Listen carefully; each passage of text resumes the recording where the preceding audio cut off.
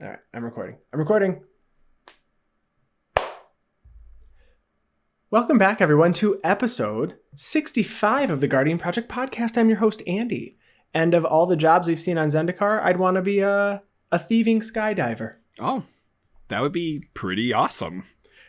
Okay, so I think I would actually, in real life, jump out of a plane. I mean, I think I would go... Would you go skydiving? Yeah. I would even go kite sailing as a freebooter or something like that. And that's not my intro. And I'm your co-host, Mike Coil. And did you know that Sherlock Holmes was responsible for choosing the creature types for the legendaries from Zendikar Rising? I did not. That's elementals, my dear Watsy. Please listen carefully. This is the podcast where we talk about all things Magic the Gathering. But mostly Commander. And before we start, like always, we want to thank all of our patrons. We really do appreciate your support. We messaged everybody in Discord tonight and said, hey, we're going to be doing a discussion on legendary creatures. Send us all your notes. We got some notes about talking about Cherix, the new legendary crab. And they said, that's what we want. Mm-hmm. So obviously we must follow the rules. Folks want crabs. Folks want. And if you would like to support us and be part of the discussion and hang out with everybody in our Discord, you can head over to patreon.com/guardianprojectpod and support for any dollar amount. And we appreciate that. And if you're looking for another way to support the podcast, some really, really easy things you can do, whatever you are listening to the podcast on right now, or if you're watching it on YouTube, if you could subscribe, follow, leave a comment, give us a review, a like. Anything really helps us. Any notes that you want to give us to help make the podcast better for you. I mean, we make this podcast for you. You are our viewers. We also have a TCG Player affiliate link that you can find in the show notes below. So if you're looking to pick up any sealed product or singles from TCG Player, maybe you're interested in some of the legendary creatures we're going to talk about today. If you could use our TCG Player affiliate link, it helps us out a lot. It helps us do a couple fun things. I know we do some giveaways and stuff on some of our streams. And we need to do some of those soon. We've got so many packs piling up. Thank you to our followers who have sent those and we've opened them. We need to send them out now that our post offices are open again. Yes. Yeah, just a couple weeks ago, we had Leslie from Tap That MTG. She joined our stream, and she just so happened to be the person that was selected for our foil alternate art Brazen Borrower that we opened from one of the packs that we got through the Commander Reunion program. So that's you can expect more of that in the future. On our streams. We stream every Thursday, 8 p.m. Eastern time on twitch.tv/atflory. So come check us out and check out our YouTube videos posted every Sunday.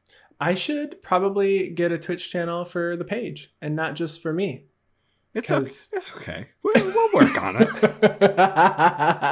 If you want to come watch us, come to my personal page. So, what are we talking about this week? This week is all about Zendikar Rising. Yeah, I'm really excited. We're gonna talk a few mechanics just so people know what's going on. In case you don't know, there's 2 brand new mechanics to the set, 2 returning mechanics. We'll talk about all 4, and then we're gonna talk about every single legendary creature that's being printed in the block set. So we're actually not going to talk about the pre-con commanders this week. We're going to touch on them next week. So if you're looking for that, sorry, you're going to have to wait 7 days. 7 days. 7 days. So starting off with Zendikar Rising mechanics, we have some new stuff and we have some returning stuff. So we're starting out with modal double-faced cards. So like previous double-faced cards, modal double-faced cards will have 2 card faces, 1 on each side, but they don't transform. When you play one of these, you choose which face that you're playing. So they are coming in with generally a land on one side, and then on the other side, you may have an instant or a sorcery, or in some cases, a creature. So you might be good on mana, so you use the spell. You might be short on mana, so you need to play the land side, so you have mana for later in the game. It says most of the rules that govern how transforming double-faced cards apply to the new modal variety. While it is in your hand or graveyard or exile, it has the characteristics of its front face only. So if you're searching your library for a land, you cannot find a modal double face card whose front face is not a land. If an effect allows you to cast an instant from your graveyard, you could cast a card that is an instant, but you could not play the land side. And then it mentions before, so there's also token marker cards that help you,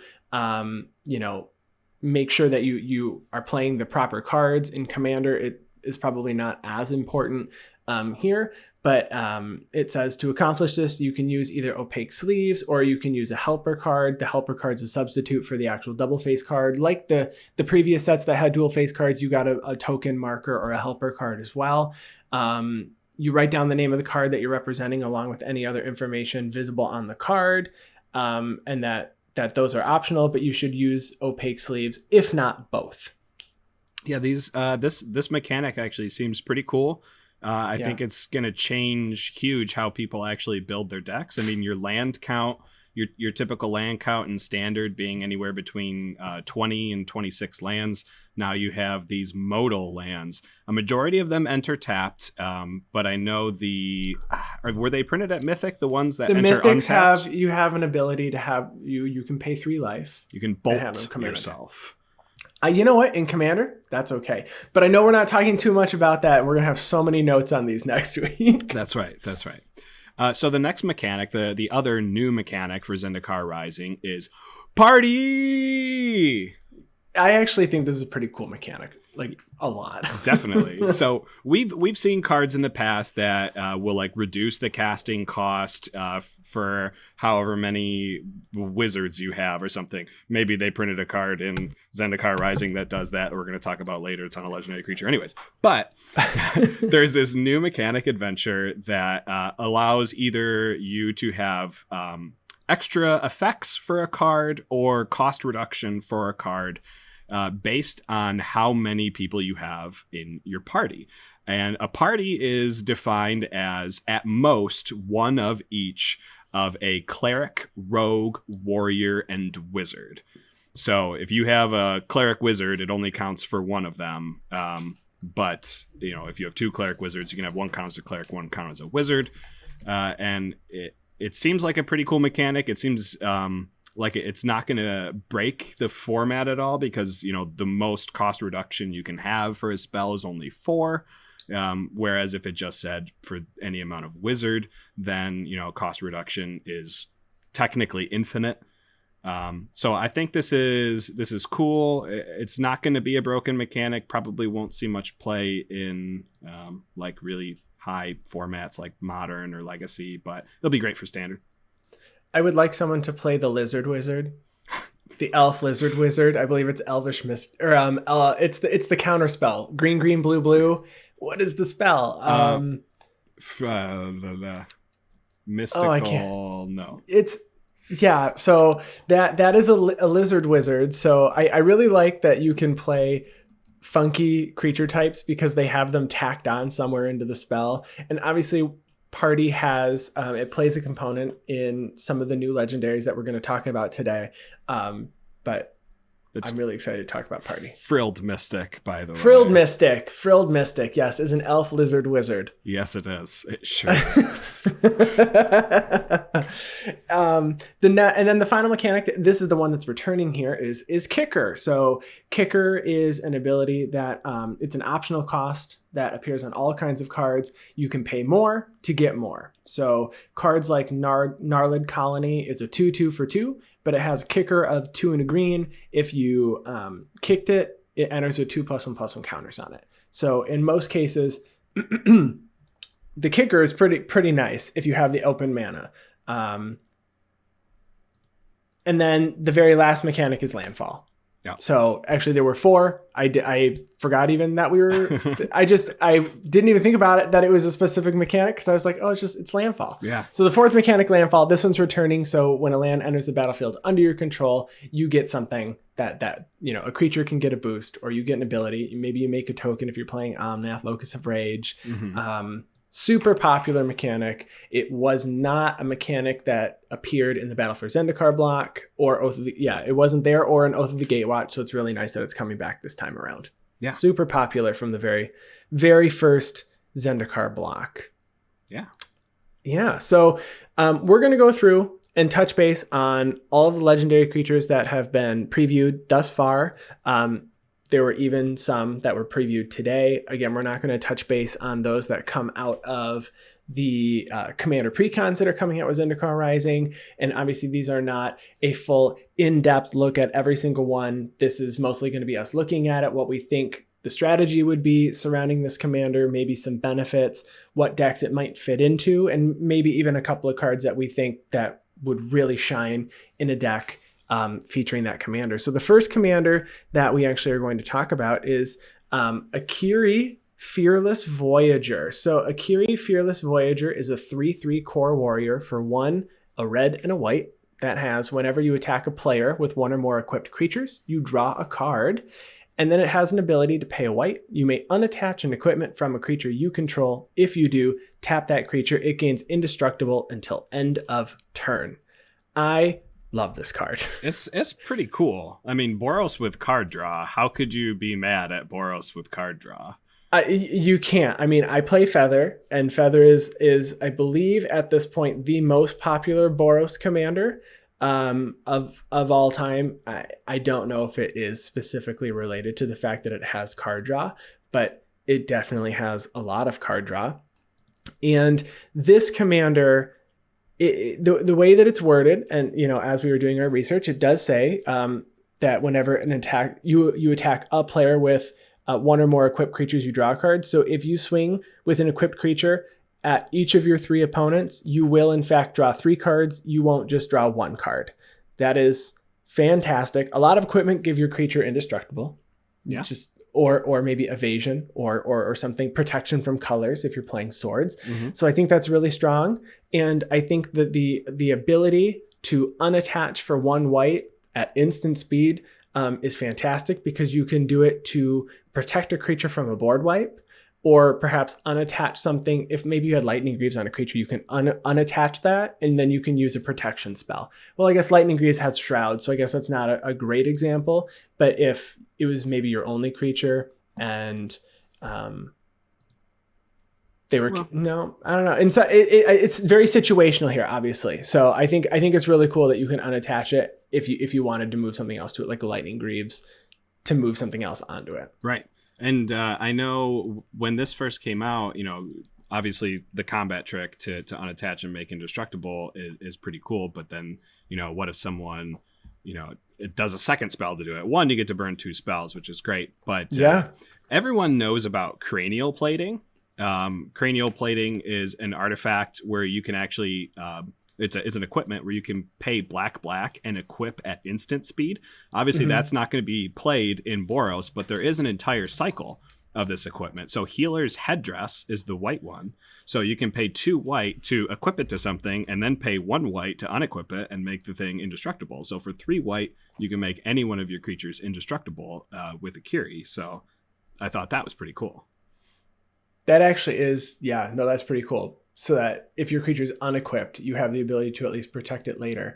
That's great. I think the other thing that I was looking at is that you can play with the new, or not new. You can find another way to benefit from playing with the artifacts that are living weapons. So they come in and they automatically equip to a 0/0 germ. So you can equip additional artifacts to that creature and then unequip one of them so that the creature still lives as long as its toughness is above 0. But I feel like Akiri playing Boros, you want equipment that's going to also make a creature when it comes in, obviously, because that would benefit this deck a lot. For sure. Yeah. I think Living Weapon would be really fun for this. Yeah, you play a couple anthems or something, make it so your germs don't even die when you unequip. Absolutely. Yeah, I didn't even think about that. All right, so the next legendary creature we're talking about is Ashaya, Soul of the Wild. So Ashaya is a legendary creature elemental for 3 green, and its power and toughness says star/star. Let's find out. So Ashaya's power and toughness are each equal to the number of lands you control. But Ashaya also has an extra ability that says non-token creatures you control are forest lands in addition to their other types. So this is like mono green ramp. 100%. As long as you're not playing a token strategy, but if you're playing this deck, you don't play a token strategy and you're good to go. But you can still have even the supporting themes for the token strategy if you want. Yeah. Because you're likely playing maybe some landfall themes here, and Avenger of Zendikar still going to go a long way. For sure. Yeah. Every time you cast a creature, you get a landfall trigger. As long as it's a non-token. And you have Nissa Who Shakes the World that was just printed in War of the Spark. Make it so all your forests tap for double, and now all your creatures are forests already. Maybe you're going to play a Shaya in the 99, and you're going to play like is it a Spring Bloom Druid? What am I thinking of? The one that can tap for 1 mana of all colors. That they also... A land? Nope, it's a creature. It's the elf. They also printed the green-white Dryad in the more recent set that does something very similar. Taps for 1 color of mana if you control a permanent of that color. Anyway, that's going to tap for double when you have a Nissa Who Shakes the World out there. Or maybe you're just going to have a Nyx Bloom Ancient out there, so make it so all your creatures tap for 3 green every time you tap a forest. Yes, and I think one thing that's important to note is that they come in as a land. You can't tap them as a land immediately because they have summoning sickness. Right. So you might benefit from a haste enabler, like a Concordant Crossroads would be really nice here. A card that I play in my Slimefoot deck, which I think is also very fun for this deck, would be a card like Spore Mound. Whenever a land enters the battlefield under your control, you get a 1/1 green Saproling. So although it's only a token and it doesn't benefit in the way that a non-token would, you still are benefiting from just playing non-land or non-token creatures. Right. And then the only other issue here is you're going to want to run some form of indestructible, because I feel like this deck, as the commander, although it's super fun, like I really like my Noyandar deck, it suffers in a similar way that your resources are now all in jeopardy. Sure. Because your non-token creatures are also land, so you can easily lose those, I guess, in the same way that it opens them up to, I guess, a little bit more removal. Is all I'm saying here. It does sometimes dodge some removal though. So there's some removal out there that says destroy target non-land permanent, and your commander can no longer even be targeted by that, because as long as your commander is out, it is also a forest land. It is very great. It dodges Cyclonic Rift, return all non-land permanents. So if you don't like Cyclonic Rift and it's played against you a lot, check out Ashaya, Soul of the Wild. Oh, yeah. The next commander here is Drana, the Last Blood Chief. So we've seen Drana 3 times. Last time she was making 1/1 counter, or putting a lot of 1/1 counters on your creatures. It's a huge staple in Edgar Markov. Yep. This time around, she is the Last Blood Chief, a 4/4 vampire cleric for 3 black. So for 5 mana, she has flying, and whenever Drana, the Last Blood Chief, attacks, defending player chooses a non-legendary creature in your graveyard. You return that card to the battlefield with a +1/+1 counter on it, and it's a vampire in addition to its other types. So you can play a reanimation strategy. Although your opponent is getting some choices, it does make the game interesting and gets people involved. If someone isn't doing a whole lot and you're just trying to swing, it gives them, some interaction in the game. Yeah. But it's nice because every time you swing, you reanimate a creature from your graveyard. So throwing things in the graveyard or your stuff dying is actually not so bad this time around. Right. Yeah, I know. I play a lot of Mono Black Reanimator, as some people might know. And the one big concern that people brought out is like, oh, Mono Black really loves their legendary creatures. What about these non-legendaries? Are they even that great? Yeah, they are. Can I introduce you to the Gray Merchant of Asphodel? It's pretty good. Like uncommon used to be printed at common. It's non-legendary. Again, there has been discussion about the downside of it being non-legendary, and obviously the only other downside is that your opponent picks. But there's some ways to get around that, right? So you can use cards that have delve, so you can cherry pick your graveyard. So Murderous Cut, empty the pits, whatever you want. Get rid of, maybe you've got 2 creatures, or maybe you have 3 creatures. Get rid of 2 of them, and maybe a couple of random other cards in your graveyard. And then when you swing, they only have the option to give you back the creature that you want. Delve spells, I think, are also a little underrated, especially if you know that you can't reanimate something in your graveyard and someone else is playing a reanimation strategy. You can get rid of your own creature and say, you know what, it's not worth it because they might get my creature, which is really going to hurt me. Yeah. And then the other benefit is it is just a reanimation strategy. So you don't have to only reanimate with your commander. It probably works really well if you're using other reanimate cards, and you can still run legendary creatures. It's not a big deal. Yeah. Just cast your Buried Alive and make sure Phyrexian Delver is the only non-legendary that you throw in the graveyard, and put your Shieldred and Razaketh in there too, and you're going to get one of them back. Yeah. I'm actually really excited for Drana, and I might make that deck. I mean, you should. I mean, it's always fun to try out, even if you only play it once or twice for stream or just to hang out. I really like, with friends, I like seeing the new decks, and there's quite a few in the set that I would like to try out, because a lot of them have staple cards and then some funky cards that are very affordable to try out. For sure. So the next legendary creature we're going to talk about is Gracma, Skyclave Ravager. So Gracma is a Hydra horror that costs 1, a black, and a green for a 0/0. But when Gracma enters the battlefield, it'll come in with 3 +1/+1 counters on it. Has 2 extra abilities after that. Whenever another creature you control dies, if it had a +1/+1 counter on it, put a +1/+1 counter on Gracma. And when Gracma dies, create an XX black and green Hydra creature token, where X is the number of +1/+1 counters on Gracma. This card has just the right amount of text that I will misplay hard, and it will be so great the whole game. Oh, I was supposed to do that? Oh shoot, I forgot 3 turns ago when these 2 creatures died. That's what this card says for me. Yeah. So this card definitely cares about +1/+1 counters more than anything. It kind of has a token cares a little bit as well. Yeah. I think it's like built in. I think this card will work better as like a 99 in the Sultai Hydras deck that's been pretty popular, using legendary creature from this last precon, from the Otrimi precon.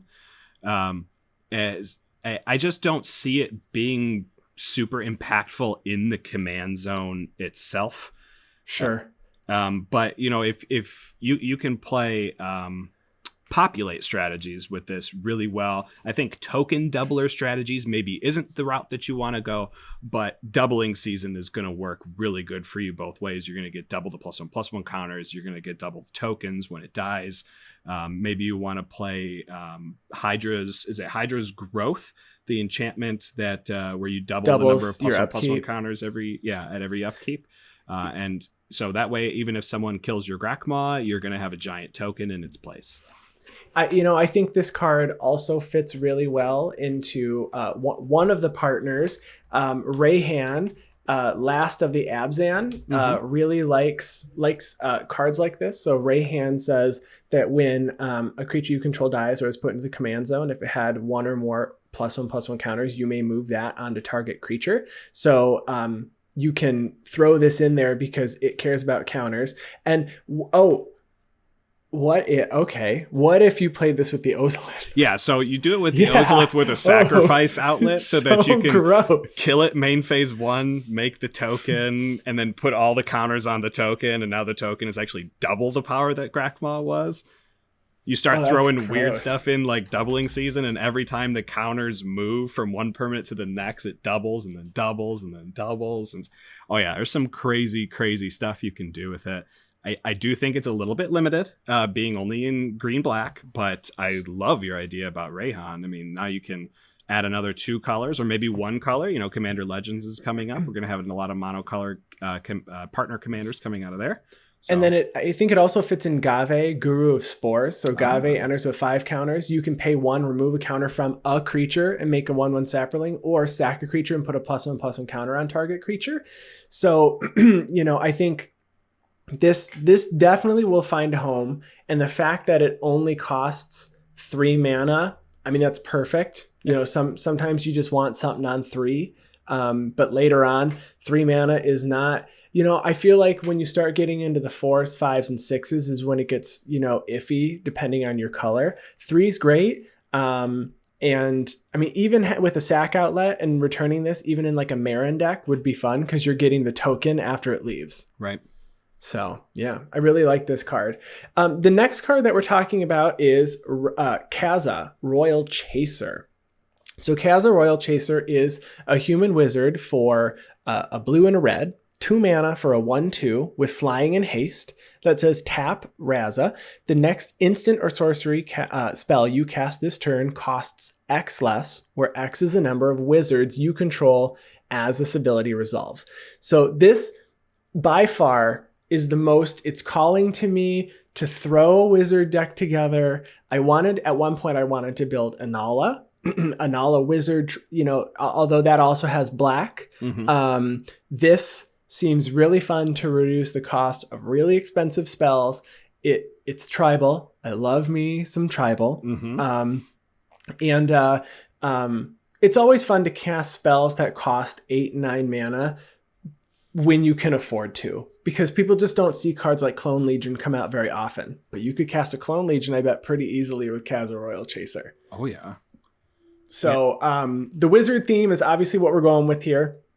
It is likely just a spell slinger deck with wizards added, and wizards like spells. Yeah. If you didn't know, wizards cast spells. They sometimes do that. So I would also like to see things like Pull from Tomorrow, you know, or Blue Sun Zenith that have, you know, X in their mana cost. Expansion Explosion is, you know, leaving standard soon, but is a solid spell to cast.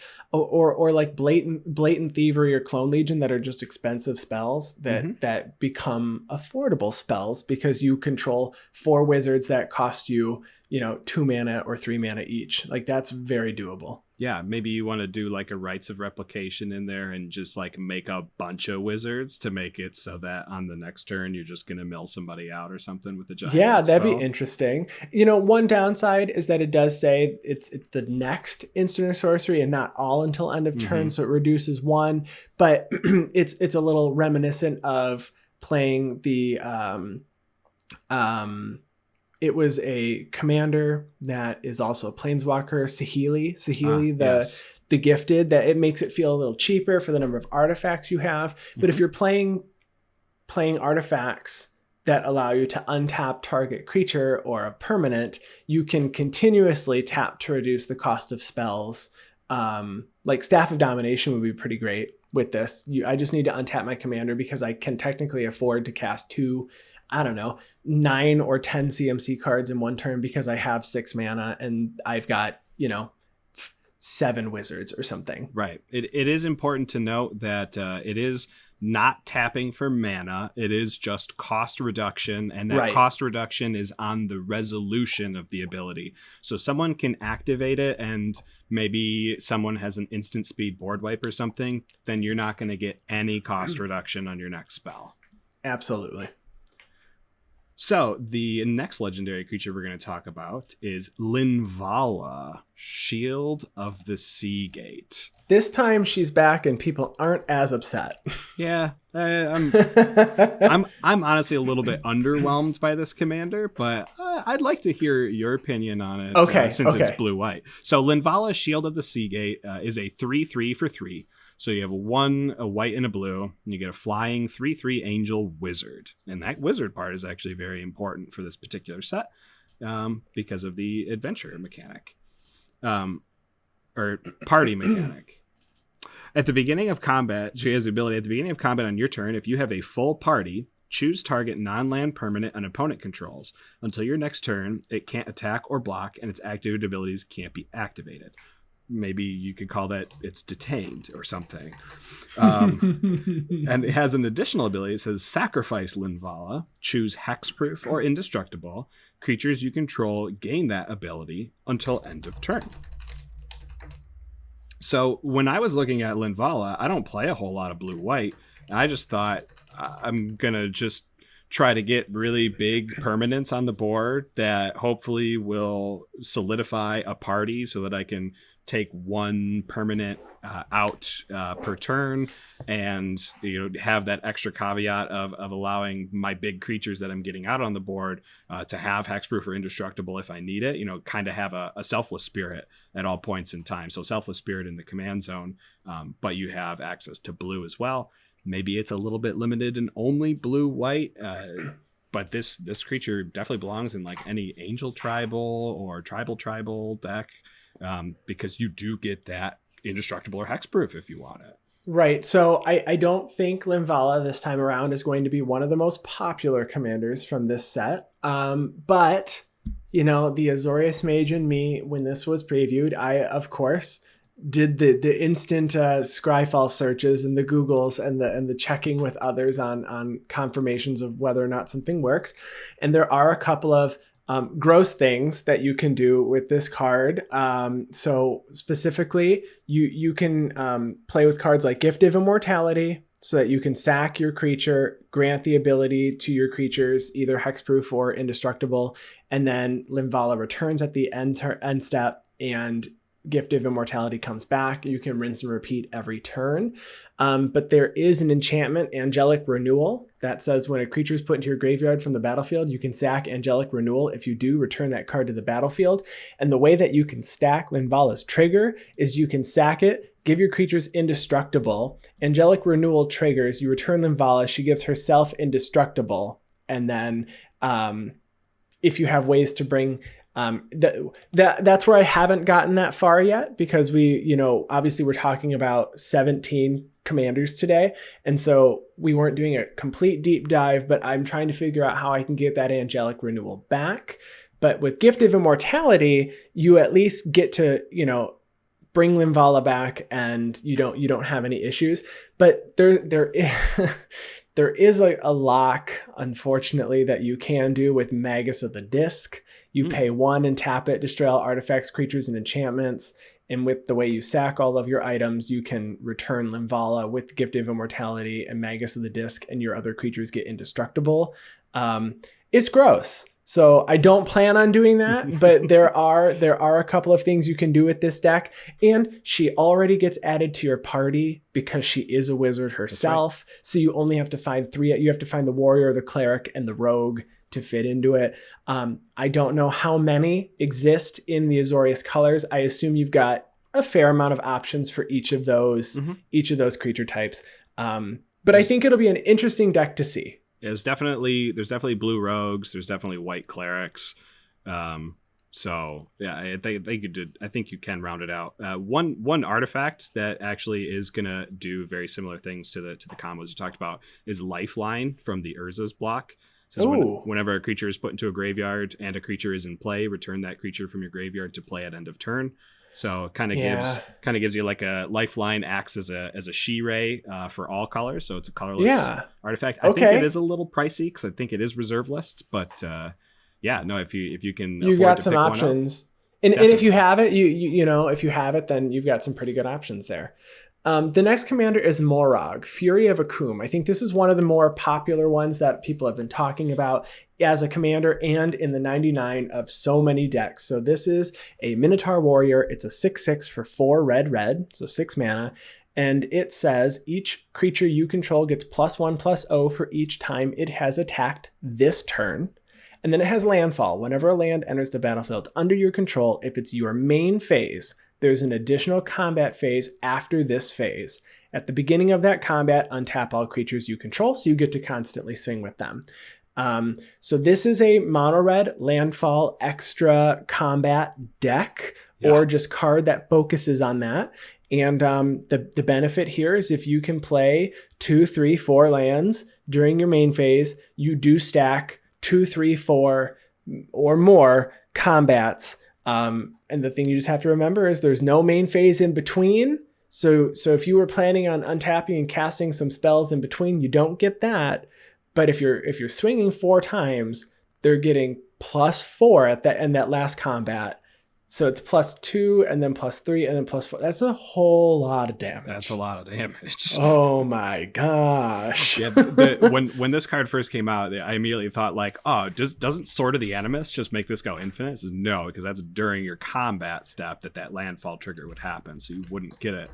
But you can play cards like Terrain Generator, so you can pay 2 and tap it to put a basic land from your hand into play. You do that during your main phase. And the reason I say that is because mono red is typically not the color you want to be for extra lands and to play extra lands. So the one thing I thought of, because this particular creature reminds me a lot of Godo. Mono red, all about infinite combats if you're playing it in the CEDH format, but the equipment that Godo really likes is Helm of the Host. So having multiple Morogs and you're getting multiple combats, and each one will see a landfall trigger, meaning if you... So I did a little bit of calculations. I did some statistics. So let's say you have Morog and Helm of the Host. You go into your combat. Now you have 2 Morogs out there. And you go to your second main phase and you decide you're going to play an Evolving Wilds. Now, playing that Evolving Wilds gets you 2 extra combat phases already because you have 2 Morogs. And you go into those 2 extra combat phases and you're going to have 4 Morogs at the end of both of those combat phases. And then you crack that Evolving Wilds in your second main, and now you have 4 more combat steps where you're getting 4 more Morogs. So, oh my gosh. Yeah, so you can be taking 7 extra combats with just a Helm of the Host and an Evolving Wilds and your commander, giving all of your creatures at the end of it +7/+0. It's like that meme. I would like to see it. Uh-huh. I would like to see that happen. And on top of it, you're playing mono red, so you have access to the extra combat cards already. Aggravated Assault is an enchantment that allows you to pay 5, untap your creatures. After this phase, there's a combat phase, and then an additional main phase, so that's nice. Seize the Day, untap target creature. After this phase, there's an additional combat, followed by an additional main, and that has flashback. But Morog allows you to untap your creatures on the extra combats that it gets from the landfall trigger. So sometimes these might just be, you needed just 1 more and you could take out somebody or 1 more person.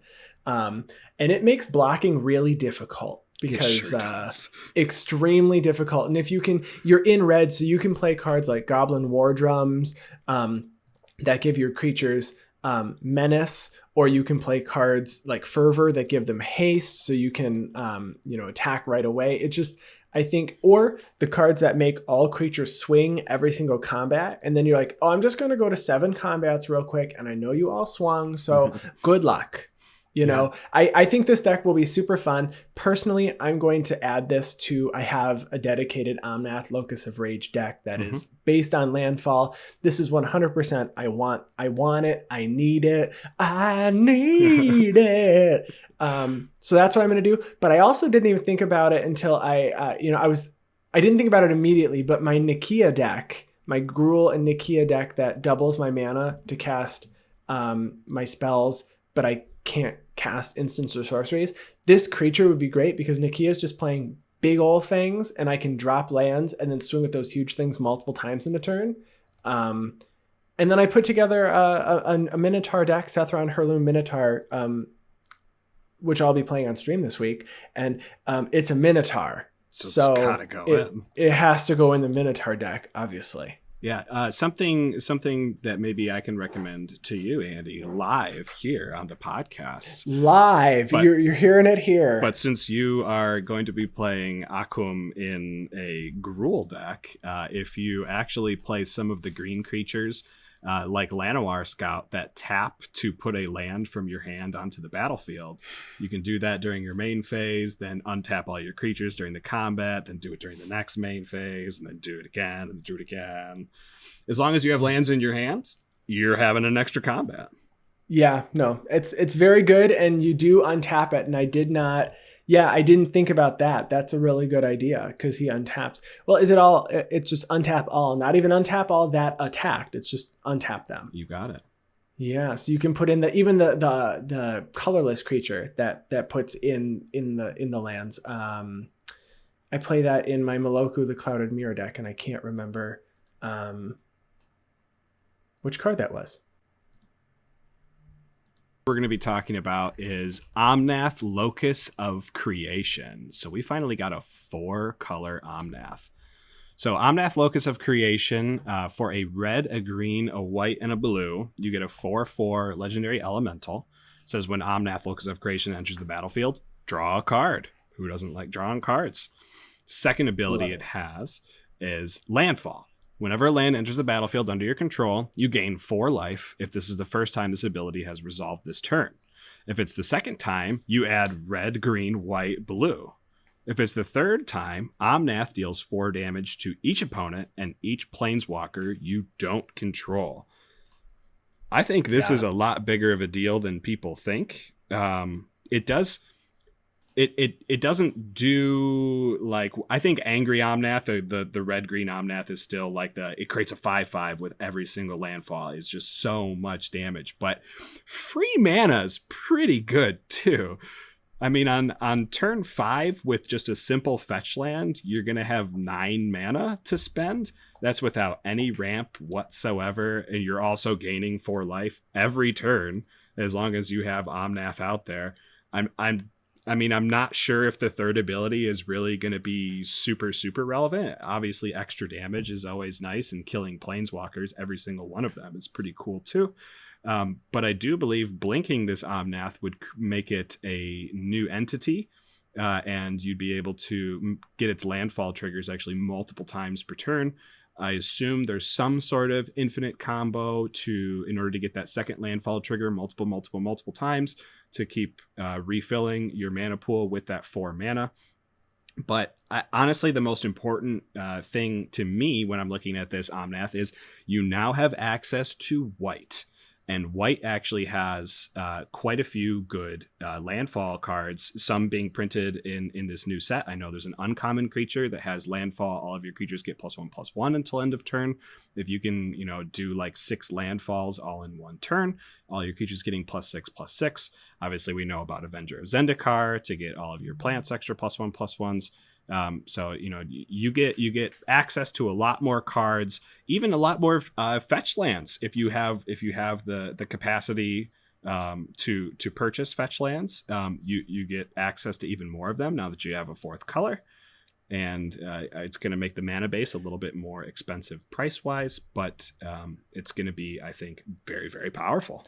So, it's funny because I said I didn't think this one necessitates an elemental theme, although it doesn't hurt because you still can. It's right. Great option. But I don't even know if it's what this Omnath really wants to do. Like the last 2 were elemental tribal, right? Because the Teamer one cares about elementals. The Gruul one cares about elementals. The mono green is like lands for days. That's what I have. Give me that mana. And so the standard landfall ramp package is great here. Is it original? Yeah, probably not. But you get to add white. And so I was looking online. I was looking at lists, trying to figure out what people were saying as well when I was looking at what I would want. And it does appear that white is getting Wrath's spot removal. What white does. Right. I mean, it's really nice having access to that. So I think the 4 damage to each opponent might not be relevant, but if you get 3 lands in a single turn, like 2 or 3 times, I mean, that's 12 damage or 16 damage. And it just, 4 damage is not nothing when it happens maybe 2 or 3 times in a game. Right. Like, oh, shoot, I started out at 32 and not 40 this game, or 28, not 40. Yeah, if you thought Azusa and land tax was good combo before, look out now. Look out for Omnath, Locus of Creation. The next commander is a cleric tribal deck. Aura, Skyclave Hierophant. So it is a 3/3 core cleric for 2, a white and a black. it has lifelink, and whenever Aura, Skyclave, Hierophant, or another cleric you control dies, return target cleric with lesser CMC from your graveyard to the battlefield. So, classic aristocrat strategy. You're in white and black, classic colors for it. I mean, we've seen Teysa Karlov does this well. Just throw in clerics instead of non-clerics and you're golden. Mm-hmm. I think that sacrificing and reanimating while doing damage. So you've got things like Zulaport, Cutthroat, Blood Artist, things like that are already solid strategies that are proven and work really well. And then adding the cleric tribal here makes it really interesting. So there's cards like Whisper, Blood Liturgist, that sacks creatures and then returns a different creature from your graveyard to the battlefield. So you can sacrifice creatures, bring them back right away. It can be used to just get stuff into the graveyard. I think my favorite card, though, that I found so far in researching this commander is Celestial Gatekeeper. It is a bird cleric that has, when it dies, you may exile it and return 2 birds or clerics from your graveyard to the battlefield. Interesting. So I think this deck's going to be very fun. Like if you're already into playing the cleric deck, which is a lot of, I mean, I've seen a lot of pillow fort. So you've got things like there's one that has tap it, and you prevent the next X damage, where X is number of clerics you control. Yep. It's a Kithkin. Oh my gosh, I can't remember what it's called. I used to have a tabletop, like a casual 60 card deck that we would play with people. And I ran 4 of like every cleric. And if you get 4 of that cleric out, it's crazy. But in Commander, you have the same number of clerics, which was kind of the whole point. It was just having a ton. Battletide Alchemist. But there's a lot of clerics in white-black that just have some really useful abilities, and you can bring them back pretty easily in these colors. Yeah, I know when people talk cleric tribal, a lot of times they're talking cleric demon tribal, and they're talking Shadowborn Apostle. You don't get a big benefit by playing this particular commander, Shadowborn Apostle, since Shadowborn Apostles are only 1 CMC, and there are zero CMC clerics for you to return. But in a Shadowborn Apostle deck, the most important cleric you have is a 3 CMC cleric called Edgewalker, which makes your clerics cost black-white less, and you can get Edgewalker from your graveyard when your commander Aura dies. So that's actually some extra protection for your combos if you decide to take that route. I do recommend not taking that route and going full cleric tribal, because people don't do that, and it'd be cool. Yeah. I mean, there's cards that are currently in standard, like Veto, Thorn of the Dusk Rose. You can give your creatures lifelink. It's a cleric itself for 3 CMC. Mangara the Diplomat, solid mono white draw card strategy here. I think there's some really good options. And then I won't mention it yet, but there's another legendary that we're going to talk about that fits well into this deck as well. Taberax is so cool. Yeah. All right. So the next legendary creature we're going to talk about is Pylath, World Sculptor. So I really like this legendary creature, and we'll go into why. So Pylath is a 6 CMC 5/5 elemental. So for 4, a red and a green. You get a creature that says, when Pylath World Sculptor enters the battlefield, create a 0/1 green plant creature token for each basic land you control.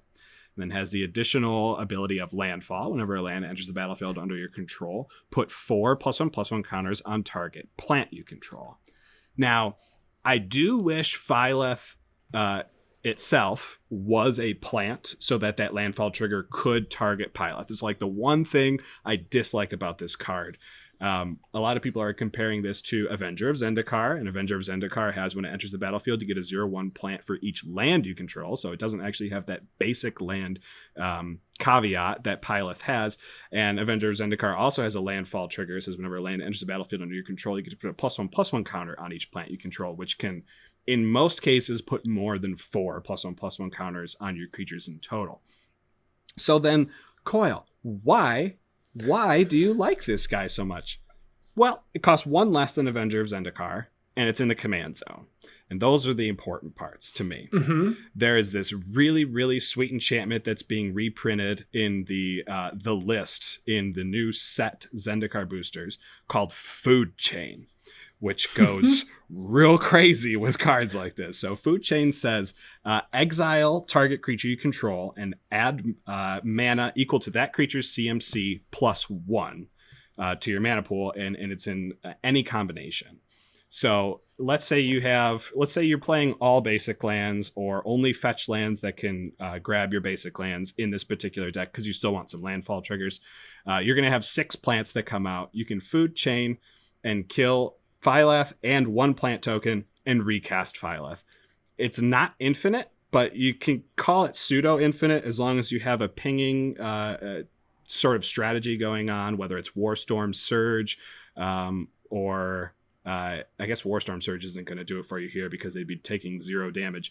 But if you had like Perforos, OG Perforos to do 2 damage every time a creature enters play, again, another combo people play with Avenger of Zendikar. You're going to be able to play all those things. But I think the added addition of being able to Food Chain this commander is going to make it playable. You know, I think this one's nice, though, for new players. So I did have to read this card like 2 or 3 times, because it only counts your basic lands, right? Which is, you know, a pretty big difference between it and Avenger of Zendikar. Mm-hmm. So the nice thing is, if you already have an expensive mana base, this might not be the card for your deck. Right. You know, I took a look at my Omnath deck, and I only run I think I only run like 13 basics. And so the problem is, this probably isn't going to do a whole lot for me in that deck because I'm running a lot of non-basics. I'm running a lot of I'm just running a lot of non-basics. Right. And so because of that, I'm not going to get the plants. So if you're in a less expensive mana base, though, and less basics, this is a fantastic card to start out playing Commander with. Definitely. And if your mana base is going to be more set on basics, maybe you'll be able to afford more expensive cards like Food Chain. Correct. Well, and I'm curious, you know, we'll obviously chat more about the list next week, I assume, because now the list is spoiled. But it's also only 2 colors. So having a budget mana base is completely doable. Absolutely. You literally don't have to worry, because chances are you're going to have your 2 colors. This is only green and red. It's not like green, red like the Omnath Locus of Rage, which is very color intensive. Mm-hmm. Again, landfall strategy here, not surprising. It's a huge theme on Zendikar. I would put this into a 99 as opposed to building the commander. I did not think about the Food Chain strategy, but it's good because Coil focuses on he follows a lot of the competitive strategies, and so mm-hmm. he'll send me a message and go, "Oh my God, look at this," and I go, who thought of this? Who thinks of this? Who thought of this? Why would you do this to me? And it's so interesting because it's just people think about things so differently. You know, I was like, play 1 land per turn, move along. And then when I built my command, and people were saying, oh, you should play this because it lets you play 2 lands. And then if you also have an Azusa, you get to play another. And then I was like, so I can play 6 lands per turn. Mm-hmm. This is glorious. So, you know, I think this is a great deck for a new player. Green, red, great colors to learn how to play Magic. Absolutely. And so I do think that this would be a card to put in my Omnath deck. It could be literally a 1-for-1 switch. Yep. I could just say, you know what? For this game on stream, I'm going to play Omnath. And for the next game, I'm going to play Pylath. And it's going to do the exact same thing. And it fits. I mean, I don't think there's cards that I have in my Omnath deck that would not work with this, which would be really nice to just be able to showcase another card with a similar strategy. Yeah, just think about having Pylath and Avenger of Zendikar on the battlefield. Gross. Yeah. The next card is Taberax, Hope's Demise. This is our next legendary Demon Cleric. It is a 2/2 for 2 and a black, so 3 mana total for a flyer that says Taberax Hope's Demise has lifelink as long as it has 5 or more +1/+1 counters on it. And whenever another non-token creature you control dies, you put a +1/+1 counter on Taberax. And if a creature was a cleric, you also draw a card. If you do, lose 1 life. So the first thing that I thought, and I honestly think that I messaged Coil, was who asked for this Shadowborn Apostle Commander. Everyone who plays Keurig Shadowborn Apostle has been asking for this Shadowborn Apostle Commander instead. And the best part is it works well with Shadowborn Apostle if you want to play that niche demon deck, which it absolutely does. But it's just really cool to put. This is perfect for the 99 of so many decks. It's just, do you have creatures that die often? Well, welcome to the 99 of this deck. Teysa Karlov, hello. This needs to be in there. Do I have clerics? I honestly can't tell you if I do. Do I care? No, because it's probably going to be a 7/7 flying lifelink demon that sometimes you just need to be able to swing a bigger stick at someone else and say, well, I can beat you first because I'm swinging with a 15/15. What do you have? Yeah. No, for sure. And I mean, obviously, being the person that I am, I immediately went Shadowborn Apostle, and I mean, I looked at that too. It's really cool. And you know, how many cards am I going to get to draw when I go grab Villas as my first demon that I grab? But even if you like, let's say you're playing black white Shadowborn Apostle, like if you have either our new Aura legendary creature as your commander, if you're going with the OG Aetherios as your commander, sticking Taberax in the 99 as one of the demons that you can actually grab, absolutely. I mean, it's solid. It's going to draw you more cards, and if that's what you want to do, if you need a little bit of lifelink going on, it's only 3 mana too. So you know, one problem that some of these Shadowborn Apostle decks have is late game you're top decking and you accidentally top deck, or even early game you're top decking, you accidentally top deck your 8 CMC demon and you can't get it out on the battlefield. You top deck a 3 CMC demon. Yeah, all day. I'll cast that. Absolutely. You know, and there was a lot of discussion online. This fits really well into decks like Marin of Clan Eltoth and Muldrotha. Very, very well. You just having a creature that can give you more life later in the game. Marin is just an engine, and it can just steamroll. I mean, Marin was one of those decks we talked about. I actually think Muldrotha, I think both of those commanders were in our you need to instantly remove these creatures if they hit the battlefield. These commanders unfortunately can just steamroll. Yep. And that's fine. You know, you can build them fair, you can build them crazy, but even when they're built fair, they can go insane. But Taberax, I think, is going to be an extremely popular commander card. I would not be surprised if this is one of the more popular commander decks, because if you already have the Shadowborn Apostles, if you were one of the lucky few that bought into them before it went literally insane, price-wise, I mean, I would love to play against one of those decks again or try one out. I've never played it because I own 3 whole Shadowborn Apostle, and that's not enough. You need specifically the right number, and I don't have that number. Right. So, or in multiples of that number. I'm very much looking forward to changing out my Keurig for Taberax and running my Shadowborn Apostle deck, because I do own 30 Shadowborn Apostles. So the next commander we're going to talk about is, you know, an old favorite for allies. Mm-hmm. This is Tazri. This time it's Beacon of Unity. So Tazri is a 5 CMC human warrior. So for 4 and a white, you get a 4/6. It says this spell costs 1 generic less to cast for each creature in your party. So cool. We get the party mechanic on a legendary. It's awesome.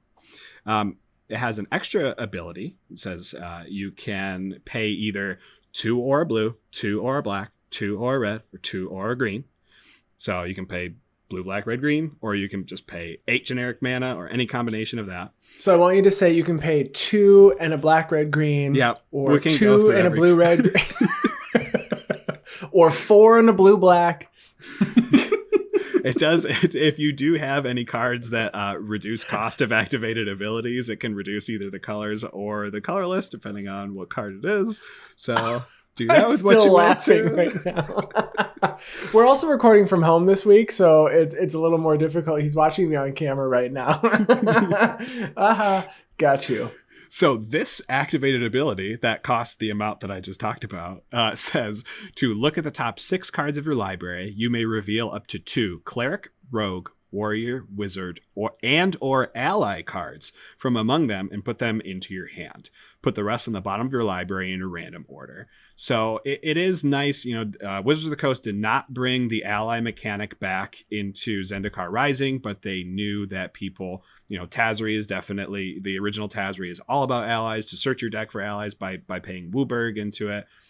So they knew that people wouldn't want Tazri without that ally. I'm actually pretty happy, given that we don't have ally in the set, that this particular card still got ally on its face. Fantastic. I'm really happy about that as well. So you're gonna, if you're gonna play this, if you get your whole party out there, Tazri does only cost 1 white mana for a 4/6. That's absolutely fantastic. Maybe you're gonna be able to do that. Most of the time, you're probably gonna reduce the cost by 2, and 3 mana for a 4/6 is absolutely amazing still. You're probably going to play this either ally tribal, or you're going to play into the party system. And if you play into party, I do recommend that you try to go into like the hate bear kind of style.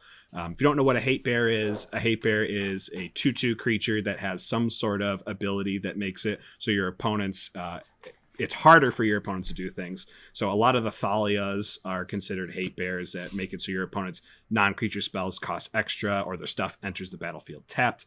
But it's going to be most likely a swing to win strategy, and you're going to be able to play 5 colors, all the creatures that you want that at least fit one of those creature types. And it's nice because the ability itself says cards, and it doesn't have to be a specific creature. It just has to be a cleric, rogue, warrior, or wizard spell. So you can grab cards like Crib Swap that has Changeling. Yes. It is in fact every creature type. So that is an interesting play here, because you don't have to just grab creatures. The cost reduction is also fantastic. I would rather pay 1 mana and then 3 mana and then 5 mana for my creature. Instead of paying 5 and then 7 and then 9, you're likely going to have clerics, rogues, warriors, and wizards. And then it doesn't count ally towards the party mechanic. But the fact that we can grab allies here is still really fun. My question for you, Coil, is does this fit into your Morophon Tribal Everything deck? This does not fit into my Morophon Tribal Everything deck, because Tazri would only be reduced by 1 mana. And let me tell you, there are not a lot of clerics, rogues, warriors, wizards, or allies in my Morophon deck. There's a lot of let's just say there's more nightmares, cats, beasts, and all the weird stuff in that deck. There's more Nephilim. Yeah, exactly. Yeah. I wasn't sure, because this does seem like you could build a really, really unique tribal deck.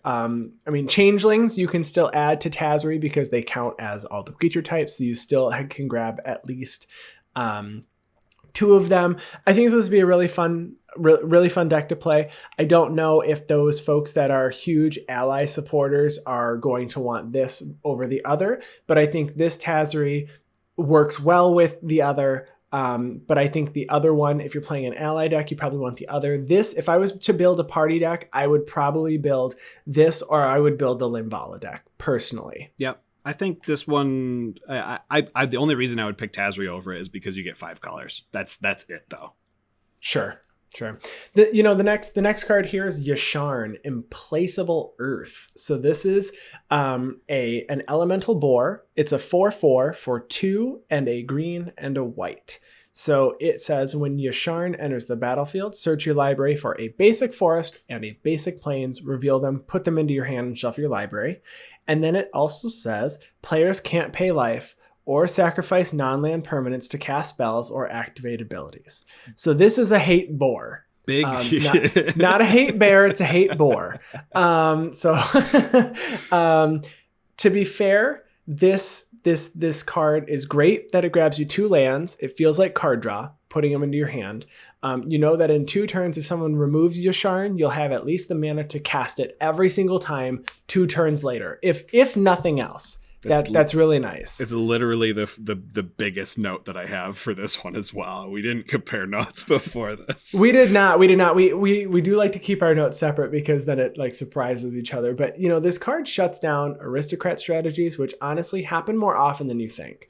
So even if you're not playing like white black or mono black or black red aristocrats and doing some crazy stuff, occasionally there's a lot of spells like Fling, Bone Splinters, Blood for Bone, Eldritch Evolution that just I'm going to grab something bigger, but I have to sacrifice a creature in addition to casting the spell. This really shuts those down. And I've seen a lot of discussion about this card. It costs 4, completely reasonable. Mm-hmm. It's legendary. You can throw this in Captain Sisay extremely easily. Yeah. You can throw this in a Karametra deck because you're already ramping and you're grabbing lands. Personally, I think this card is a really great 99 card. Yes. I don't know if I would build a commander deck around Yasharn, but I do think that this will be seen pretty often. And I think very often it's going to unintentionally shut down one deck like a lot. Mm-hmm. But I mean, to be fair, some cards are meant to do that because then you can get around those strategies. But I personally, and I think you too, we gravitate, we have those cards. We will build occasionally cards that just require you to sack something or an aristocrat strategy. And seeing this on the other side of the battlefield, I would be like, well, good luck to me. I don't know what I'm going to do now. Right.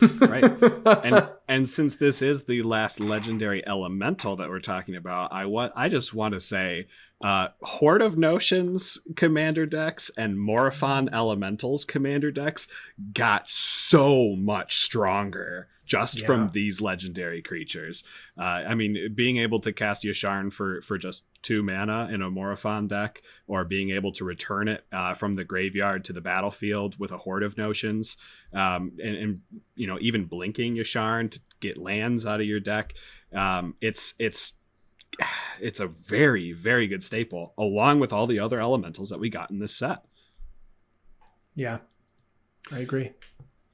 So the next legendary we're talking about is Zagras, Thief of Heartbeats, which is a brutal name. So you know how proud I was of posting the lyrics to Heartbeat song with Zagras on our Twitter. I was like, this is my heartbeat song. I was so proud, and I was like, this was the dumbest tweet that I've ever posted. And it got so many likes. I was so proud of myself.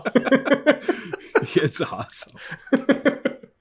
So Zagras, Thief of Heartbeats is a 6 CMC 4/4. But wait, it's not that bad, I promise. So it's a vampire rogue that has flying, death touch, and haste. So great keywords. But it also costs 1 less for each creature in your party. So it could potentially only cost black-red to cast. It has 2 extra abilities on top of what we've already talked about, and that's other creatures you control have death touch, and whenever a creature you control deals combat damage to a planeswalker, destroy that planeswalker. So very anti-planeswalker. I have not read the 2 story spotlights so far that have been released to know if Zagras actually is like anti-planeswalker. Maybe he's trying to kill the planeswalker on Zendikar. But when I saw this card, I think I saw MTG Goldfish talk about it too. It's like 6 CMC for this 4/4 isn't that great, but 4 CMC for this 4/4 is awesome, and 2 CMC for this 4/4 is insane. And the strategy I would implement if you were running this as your commander is try to give all of your creatures trample, so that the death touch, you only have to do 1 damage to any blocker and it dies, and all your trample damage gets through. I know Hepatra is a big proponent of that, but it's in black-green, so you're not going to be able to get your green snakes in there. Maybe this is going to be the black-red Hepatra. It doesn't care about -1/-1 counters. I think more about the death touch. But yeah, there's not much else to it. So the problem was, it's really hard. Sometimes you read an article, you read something, and it clouds your judgment, and you have a hard time looking at other strategies because you're like, oh, that just works so perfectly. Friend of the show, EDHD_Andy, is writing for Cardsphere now and wrote an article on Zagras. And so I really loved the strategy that he went with, which was pingers that deal 1 damage to each creature, or you tap it to deal a damage to a creature or a planeswalker. So things like Dagger Caster or Goblin Chain Whirler, when they enter, just literally wipe your entire your opponent's entire board. Olivia Valdarin, just pay 1 in a red, take a creature out because she has Death Touch. So there's a bunch of creatures that can ping or just kill, and then Goblin Sharpshooter, right? Tap to do 1 damage and untap and every time a creature dies. Yeah. So there's some really crazy strategies you can go with. I thought it was really, really interesting. So if you haven't checked it out, check out Andy's article over on blog.cardsphere.com. I really like the strategy of pingers here. Giving all of your creatures Death Touch is so strong. Yeah. I don't even want to swing into you because there's nothing I can even do about that. I don't want to lose my creatures, so instead I'm just going to swing at another person, and then they're going to be like, well, what the heck? We need to work together. Well, I can't get around that Death Touch, so you need to go first, I guess. Yeah, I know, and we've both had to play against Sidri decks when Caltrops gets reanimated or gets animated. And has Death Touch, and you go, well, I literally can't swing. Do you have any options? And you just go, well, let's hope for the best in the next, 2-3 turns that we get something. Once that's online, that's really hard, like with a deck like that. And I feel like this deck is scooching under the radar. I have not really heard a ton about this deck yet, but I feel like this deck is actually really strong. Yeah, Death Touch is a very affordable. Death Touch is a very underrated mechanic, and I think that's exactly why. Yeah. The next commander here is Zareth San, the Trickster. So this is a 4/4 Merfolk Rogue for 3, a blue and a black that has flash, and an ability that says pay 2 generic, a blue and a black. Return an unblocked attacking rogue you control to its owner's hand. Put Zareth San, the Trickster, from your hand onto the battlefield, tapped and attacking. And when Zareth San deals combat damage to a player, you may put target permanent card from that player's graveyard onto the battlefield under your control. So super solid ability, super solid resolution of getting somebody else's card, period. And it could be a land. It just says permanent. It doesn't have to be just a creature, is really great. And we got a ton of rogues this time around. Rogues are fantastic. I feel like this ability feels like Commander Ninjutsu, but unfortunately it has to be in your hand. Yep. So as a commander, I'm not sold on this card as the commander. In the 99 of a rogue deck, 100%. This is going to be a solid staple. I mean, for 4 CMC, and there's a lot of rogues that cost 1 and 2 that have flying, it's going to happen immediately. I think this card is really, really good. And you can put permanents. So like I said, you can put a land, you can put a creature, you can put an enchantment or an artifact. That's what matters here. I think the benefit is that you're in a deck that already has rogues, so it's just benefiting from other cards that are already out. Yeah. I think if this particular creature did not have flash on the face, it would be much, much, much worse. I think flash is actually kind of a saving grace for it, allowing you to, maybe you're not going to be able to sneak it in from the command zone, but you can at least cast it at the end step of the player's turn right before you. Sure. And maybe you're going to dodge some removal. I think playing this in a ninjutsu deck just makes sense. And blue-black is the best combination for mill, and you're going to want to mill your opponent so they have some sort of graveyard for you to reanimate. And when Andy plays his Joda deck, I'm going to mill his Omniscience, and I'm going to steal it from him, and I'm going to cast all my stuff for free. That's what's actually going to happen. And you know what? I'm not even going to be mad because Omniscience is only ever cheated out. And when it happens, the game just goes crazy, and it's always fun to see because that's Commander. That's true. So the next legendary creature we're going to talk about is Verazol, the Split Current. So this one it's actually the Divided Stream. It's the Divided Stream. It is. Oh, okay. So Scryfall's incorrect then. Scryfall has the split current, and Wizard's actual preview says the divided stream, and I think it was a translation based on the actual preview, because the preview, I believe, was in Spanish. Yes, it was. So it's just, I think, a translation here. So Vazirol says when Vazirol enters the battlefield, enters with a +1/+1 counter on it for each mana spent to cast it, which is important because it costs X, green, blue, and you get a 0/0. So that does mean that if X is 0, you still spent 2 mana to cast it, and it's still going to come in with 2 +1/+1 counters. Mm-hmm. It also says whenever you cast a kicked spell, you may remove 2 +1/+1 counters from Vazirol, and if you do, copy that spell. You may choose new targets for the copy, and as the extra caveat, if the copy is a permanent, you just get a token that is a copy of that permanent. So this particular deck is Simic, that cares about +1/+1 counters, which is a common Simic theme, but it also cares about kicked spells, which is one of the first times we've seen. People are talking about Halar the Fire Fletcher and saying, wow, she got booted to the back of the room. Halar does a different thing. So I think, to be fair, they're not really on even footing to compare these decks. They do different things. One is red-green, one is blue-green. So Halar can scale in different ways than this, but I do really like this card a lot. Yeah. I haven't seen too much talk about it. It is a relatively new spoiler. Yeah, this one came out yesterday, so we've only had a couple hours to actually look into this card. Yeah, and I don't even know about the rulings in terms of if multi-kicker counts as kicker, if you can get like double Everflowing Chalices when you cast them, or something like that.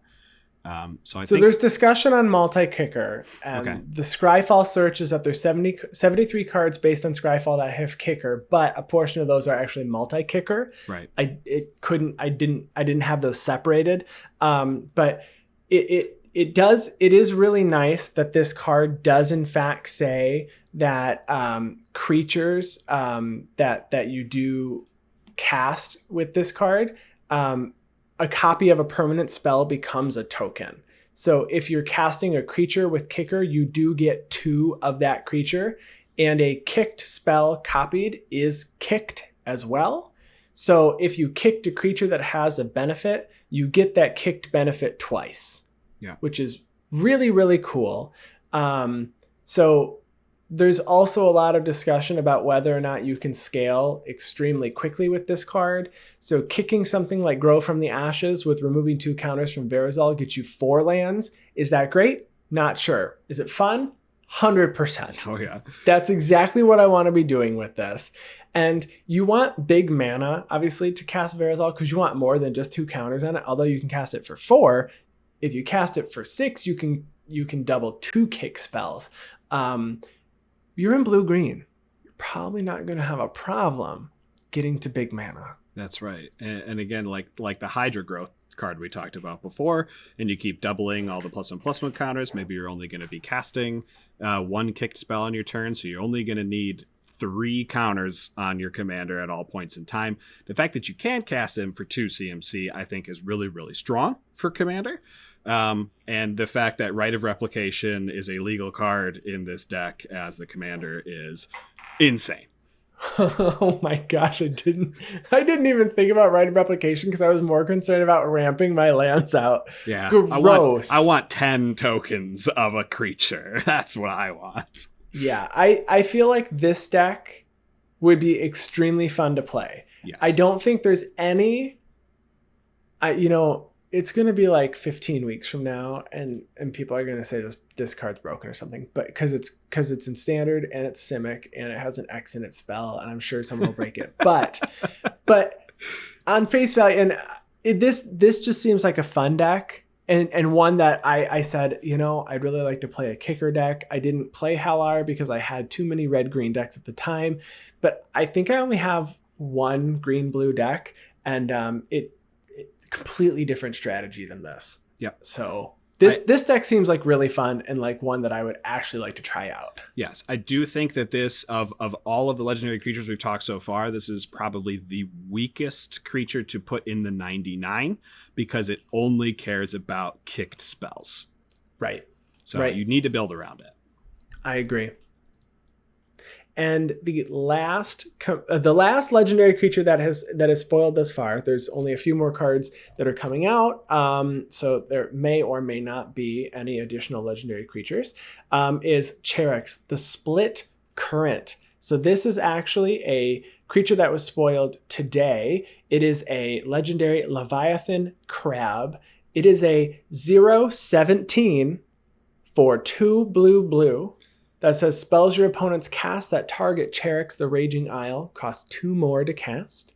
And you can pay 3, and Cherix gets plus X minus X until end of turn, where X is the number of islands you control.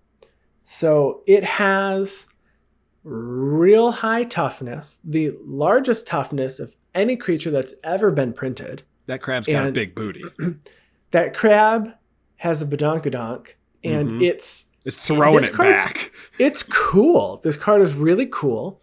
So, immediately looking at ways you could utilize this card, in the 99, I feel, I've got three different decks that I was thinking about here, right? So you've got Phoenix, mill. Okay. And you can mill 17. Yeah.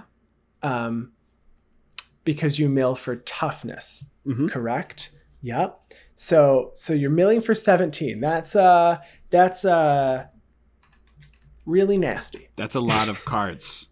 It is, and I to be fair, I think mill does not get enough love, and 17 is enough that it could start making a difference. Yeah. To the point where someone actually starts worrying, oh shoot, I'm just going to lose if I don't do something about it. Now, we got Bruvac. I have not had the pleasure of playing against a Bruvac deck or even seeing one played at this point. I probably should just YouTube a couple so I can see how it plays, since we do talk about mostly Commander here. But the other deck is Arcades. Now, granted, it doesn't have Commander. There are ways to give it Defender. What did I say, Commander? You say Commander, yeah. It doesn't have Commander. You're true. correct, because no cards have that, Andy. That's correct. No cards have Commander.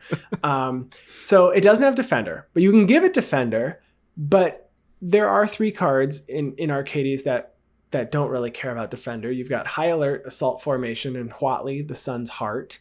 And those all just say that creatures you control deal damage equal to their toughness rather than their power.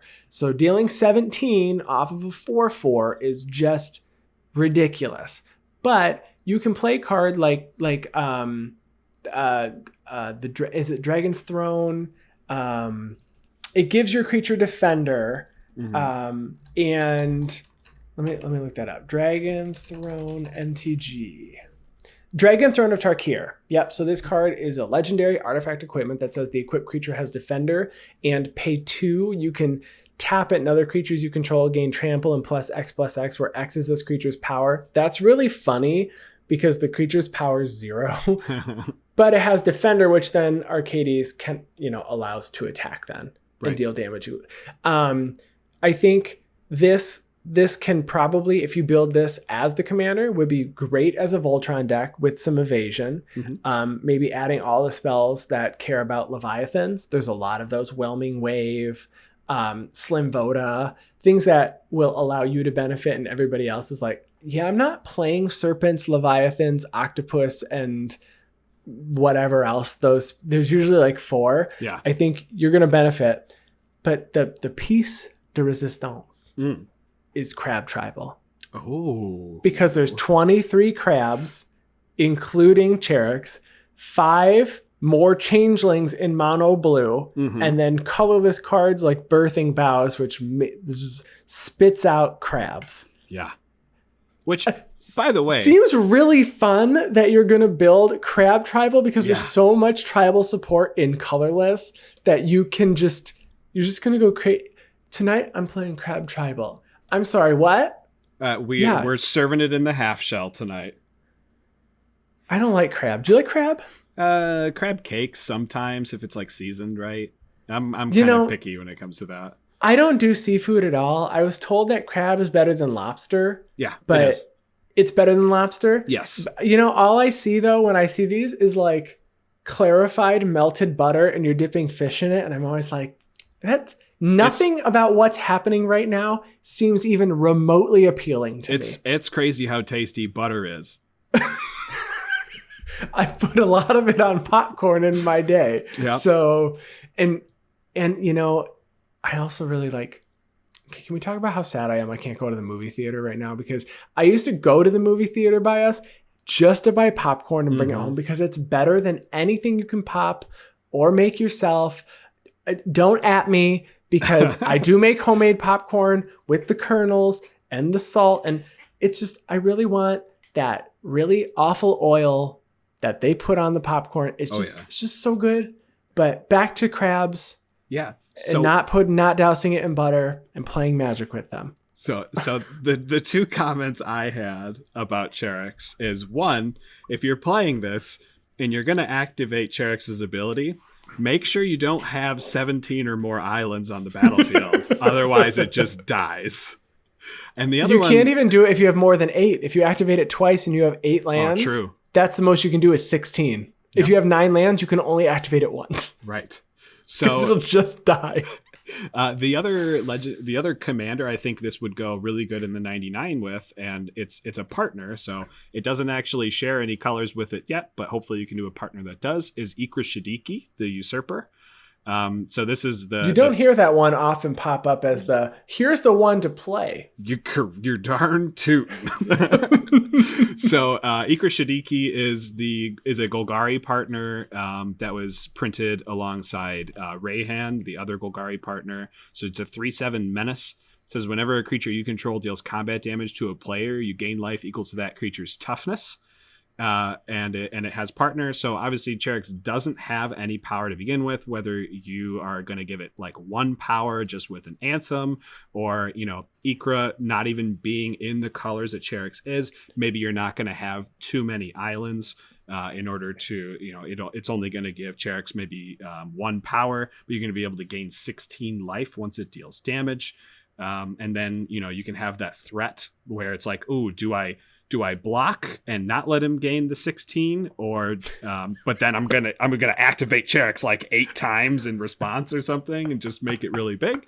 But again, I don't know who I would choose for the partner to go with Ikra. I think this is another instance of I'm hoping for a good like mono blue partner coming up in Commander Legends. I think mono blue partner. There's like 20 decks I want to build if I can get 1 good mono blue partner in Commander Legends, and I'm guessing I'm going to get 8 good mono blue partners in Commander Legends.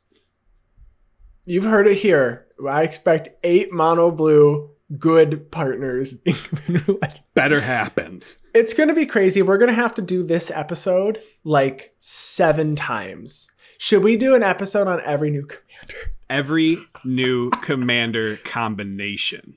Correct, because you have 1,500. We could just have one like 50-hour episode, right? Because we're around an hour and a half right now, and we had 17. Yeah. Can you imagine 1,500 plus the non-1,500 that are actual just regular? There is no longer the Guardian Project podcast where we talk about all things Magic the Gathering and mostly Commander. We are now the Partner Project, where we got to talk about every single partner combo. Or it's just the project, and our project is talking about all of them. Only if you pay me. Only if you pay me.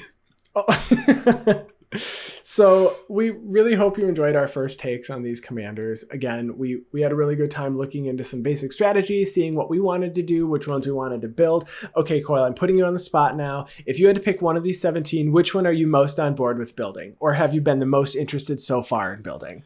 I have to pick only one. Okay, pick 2. Okay, Morog and Draina are my 2 favorite here. So. Really? Not Taberax is not hitting that? Is that number 3? Taberax is... I already have it built, is the thing. I'm just going to insert it as the commander. I guess. Okay, all right, fair enough. I personally, I really like Linvala, Shield of Seagate, and I really liked Reza Royal Chaser or Raza. Can we call her Kazaa? K-A-Z. Kazaa! Yes. But there's so many of these cards that I really want to put into the 99 of a lot of decks. So we're likely going to have a lot more to say about these commanders as we move forward. And we've started to circle back on sets to discuss which cards made an impact or which ones were the most popular. When we circled back to after we heard about the state of the game and the state of design a couple of weeks ago, we talked about the top cards, the top 5 or 10 cards of each set that had come out within the last year. So I'm interested to see which of these hit the top, maybe the top 5 of the commanders from the set based on EDH Rec. So I guess, we'll have to circle back probably after the new year. We need to give it a couple more than 3 months. I think it's not really, I don't think it's fair enough to try to do that too quickly. But we want to thank you all for listening. If you want to contact us, you can find our podcast on Twitter at GuardianPod. You can find me on Twitter at ATFlory. You can find me on Twitter at WormCoilEngine. And you can also email us at guardianprojectpod@gmail.com. We want to hear about, which decks you want to build. So if you're building one or you have built one, send us the deck list. Tell us what you want to build. And again, these are all really new. So if we miss something and you think that it's really great, we'd love to talk about it. So send it our way. And we will chat with you all next week. See you next week. Bye, everyone. Kazaa!